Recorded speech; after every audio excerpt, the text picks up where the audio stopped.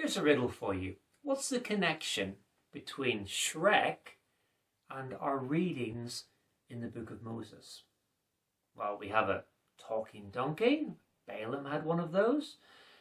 Giants have been reported, including Og, king of Bashan, whose bed, or possibly his sarcophagus, was 13 feet long. But let's ask Shrek. Onions have layers. Ogres have layers. Onions have layers. You get it. We both have layers. Well, apparently, onions have layers, and so do ogres. And so too do the books of Moses. We have personal morality and expectations, laws and organization for the nation, codes for sacrifice and festivals, narratives of exhilarating success and embarrassing failure. And Shrek and his companions, they go on a journey, and so do the people of Israel, although this proves to be much longer than anyone anticipated.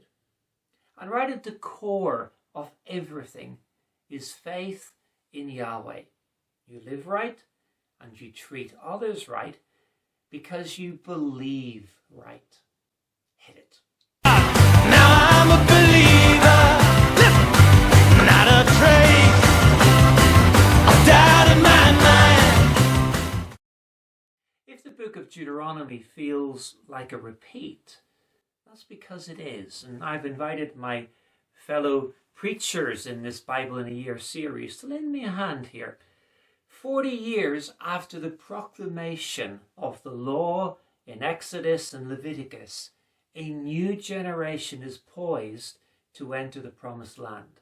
So Moses gathers them together and does a recap of his earlier writings. He doesn't cover everything, but he focuses on certain key areas in this week's readings from chapters 5 to chapter 22 in Deuteronomy. He recaps the 10 Commandments, the conquest of Canaan, worship, kosher food, festivals, and sexual propriety. Thanks, guys. Well, our reading continues in Hebrews 6 to 10 and draws from a number of Old Testament passages. It considers how the ministry of Jesus may be compared and contrasted with that of a Jewish high priest.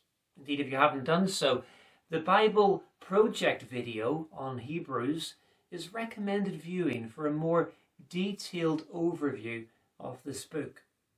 And there are some very encouraging passages in this week's readings that are well worth looking at several times as we ponder the mystery and the efficacy of the blood of Jesus.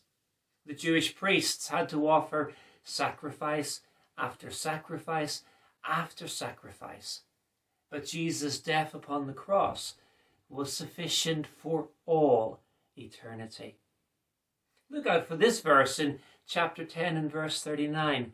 Christ was sacrificed once to take away the sins of many, and he will appear a second time, not to bear sin, but to bring salvation to those who are waiting for him. Now that is good news. And then in chapter 10, the teaching becomes more practical, with an encouragement to keep on keeping on. And the author indeed ends with a quotation from the Old Testament book of Habakkuk.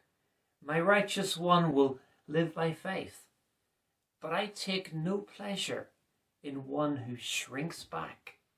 But we are not of those who shrink back and are destroyed. You see the echoes there to the narrative in the books of Moses. We are not of those who shrink back and are destroyed, but of those who believe and are saved.